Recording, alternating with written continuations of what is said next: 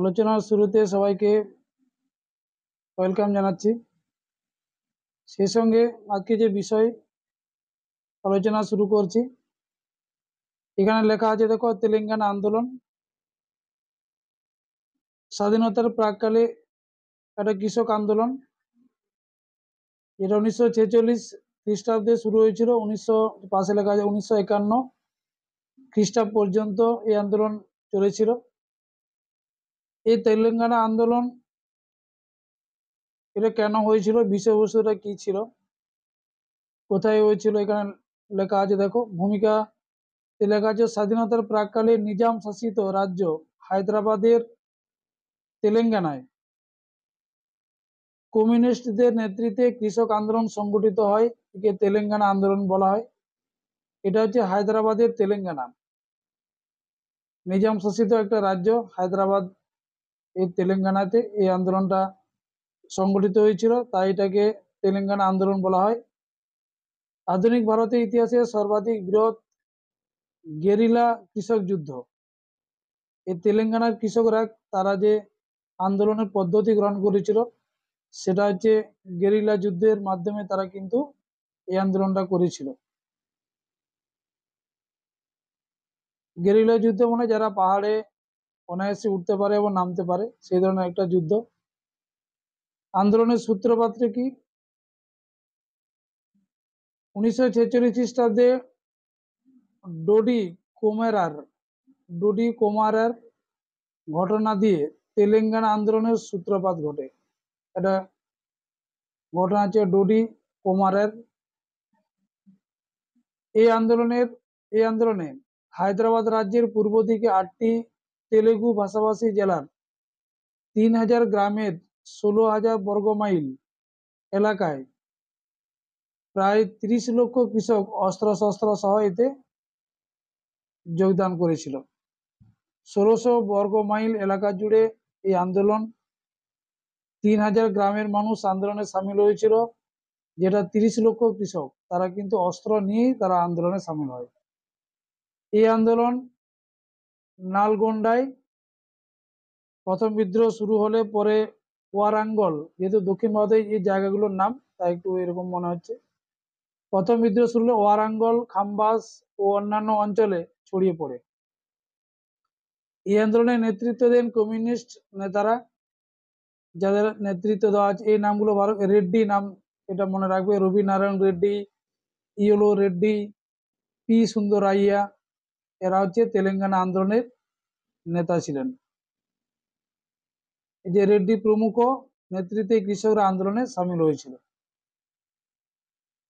তাহলে সূত্রপাত যেটা 1946 সালে ডোডি কোমারের ঘটনার মধ্য দিয়ে, যেখানে 1600 বর্গমাইল এলাকা জুড়ে 3000 গ্রামের মানুষ অস্ত্রসহ যোগদান করেছিল। সংখ্যাটা যেটা 30 লক্ষ কৃষক যোগদান করেছিল। পরে দক্ষিণ ভারতের বিভিন্ন জায়গায়, এই যে হায়দ্রাবাদের যে বিভিন্ন জায়গা, এই আন্দোলনটা ছড়িয়ে পড়ে। যারা নেতৃত্ব দিয়েছিল রেড্ডি সম্প্রদায়, রবীন্দ্রনাথ রেড্ডি, ইয়েলো রেড্ডি। আন্দোলনের কারণটা কি ছিল? মূলত দুটি কারণে তেলেঙ্গানায় বিদ্রোহ সংগঠিত হয়। একটা ভেট্টি প্রথা, এটা বিভিন্ন বানান থাকতে পারে। ভেট্টি প্রথা বা ভেট্টি প্রথা, এটা অ্যাকচুয়ালি কি? এটা বেগার শ্রম। যে লেখা আছে ভেট্টি প্রথা শব্দের অর্থ হচ্ছে বেগার শ্রম, যে শ্রমের কোনো মূল্য নেই, মূল্যহীন একটা শ্রম, যেটা পারিশ্রমিকহীন একটা শ্রম। এই প্রথা অনুযায়ী লক্ষ লক্ষ বিঘা জমির মালিক, জমিদার ও দেশমুখদের জমিতে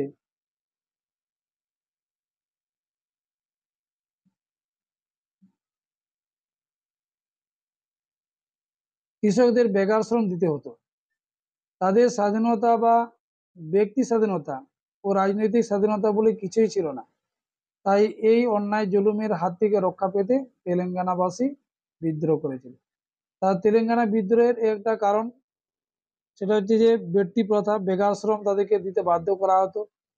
তাদের কোনো স্বাধীনতা বলে কিছু ছিল না। তারা যে বেগার শ্রম দিত তার কোনো মূল্য বা পারিশ্রমিক কিছুই পেত না। এই জন্যই শেষ পর্যন্ত তেলেঙ্গানা মানুষ কিন্তু তারা কিন্তু বিদ্রোহ শুরু করেছিল।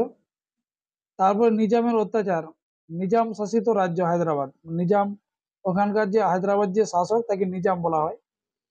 হায়দ্রাবাদের স্বৈরাচারী শাসক নিজাম ও তার অনুচরদের বেআইনি শোষণ, নিষ্ঠুর অত্যাচার, জুলুম তেলেঙ্গানার কৃষকদের বিদ্রোহ করে। যে হায়দ্রাবাদ যে শাসক নিজাম, তার যে কর্মচারী ছিল তাদের বেআইনি শোষণ, নিষ্ঠুর অত্যাচার, জুলুম, এই সমস্ত কারণে কিন্তু তারা কিন্তু আন্দোলন করতে বা আন্দোলনের পথে তারা বাধ্য হয়, এই আন্দোলন পথ গ্রহণ করেন।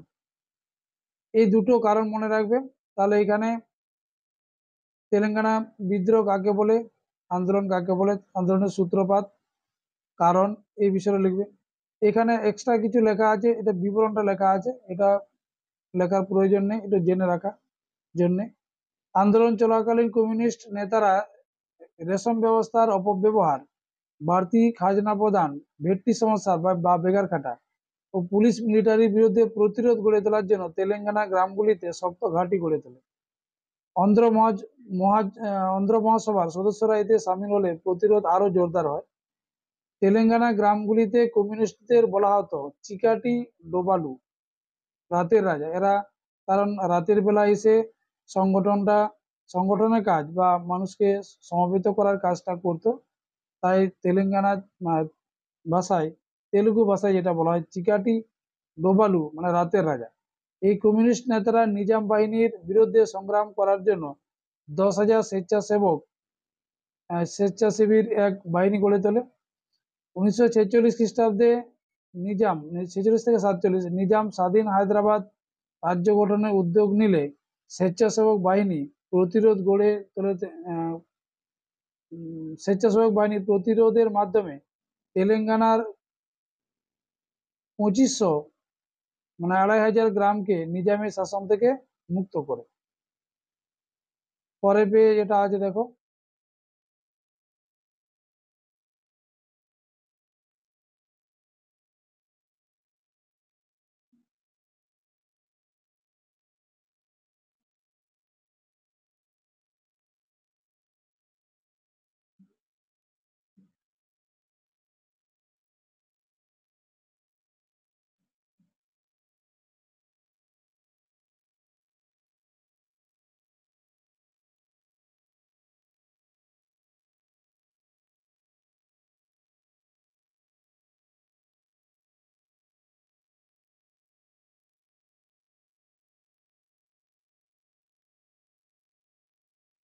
হয় যেটা লেখা আছে পরে, স্বেচ্ছাসেবক বাহিনী খোলা বাজার থেকে অস্ত্র গুলি জোগাড় করেছিল। নালগোন্ডা জেলার বিদ্রোহের আগুন পাশের জেলাতেও ছড়িয়ে পড়েছিল।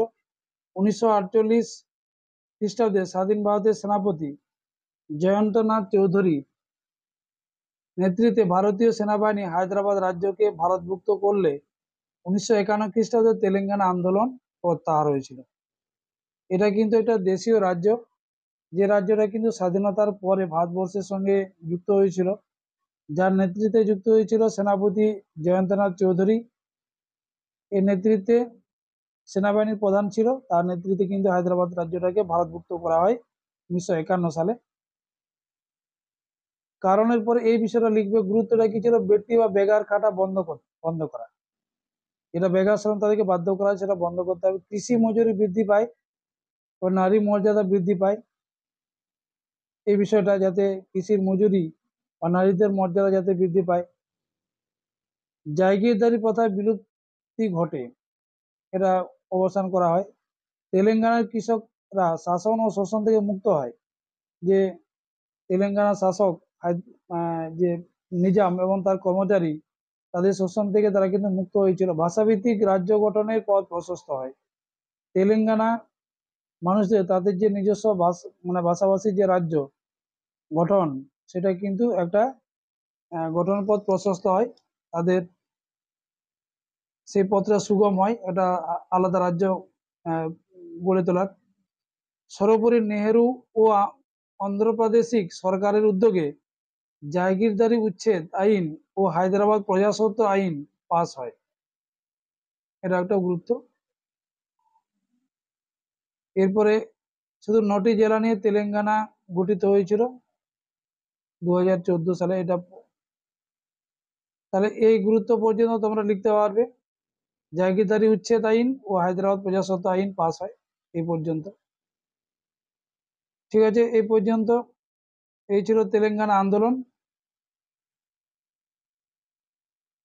এরপরে পরের বিষয় পাওয়ার জন্য অবশ্যই অপেক্ষা করো। যারা সাবস্ক্রাইব করনি করবে, লাইক দেবে, শেয়ার করবে।